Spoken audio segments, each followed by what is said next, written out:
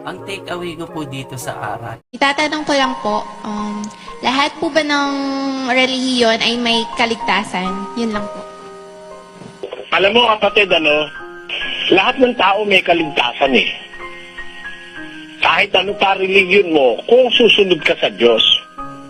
Halimbawa, religion mo mali, sumunod ka sa Diyos, umalis ka sa mali, maliligtas ka. Pero kung mananatili ka sa mali, hindi ka maliligtas nun.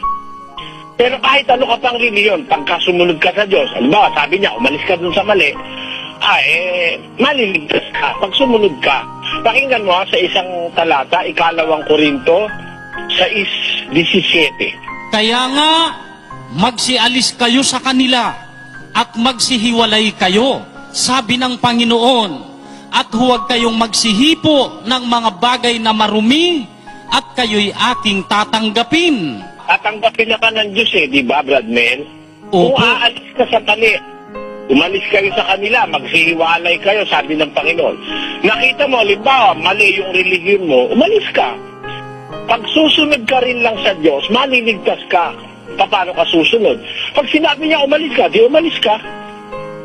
Hindi ba ganoon? Umalis ka. Pag mali ang religion, umalis ka. Pag sumunod ka sa kanya, umalis ka sa mali, humiwalay kayo sa kanila, maliligtas ka. Basahin natin ang Isaiah 52. Kayo'y magsiyaon, kayo'y magsiyaon, kayo'y magsialis doon. Huwag kayong magsisihipo ng maruming bagay. Kayo'y magsilabas sa gitna niya.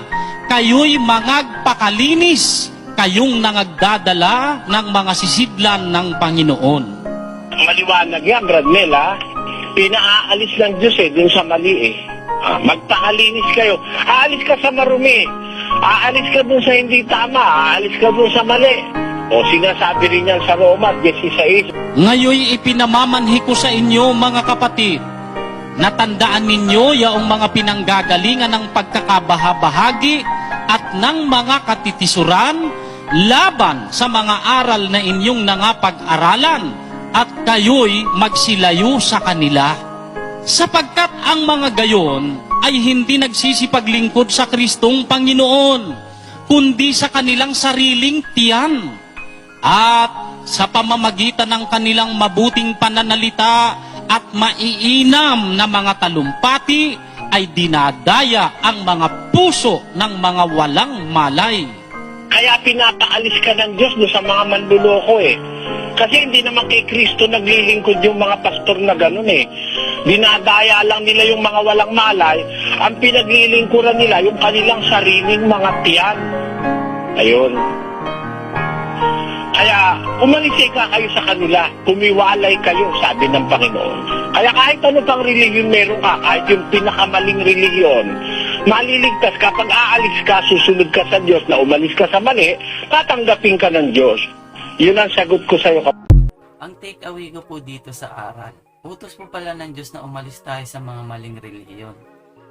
Na ang pakinabang ng mga nagtuturo ay pang sariling tiyan lang.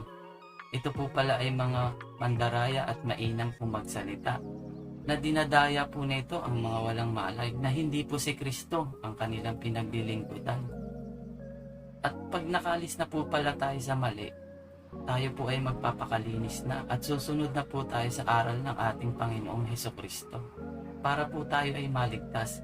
Kayo po, ano pong natutuhan nyo? Paki-comment naman po sa baba at babasahin po natin ang inyong mga comment. Salamat po sa Diyos!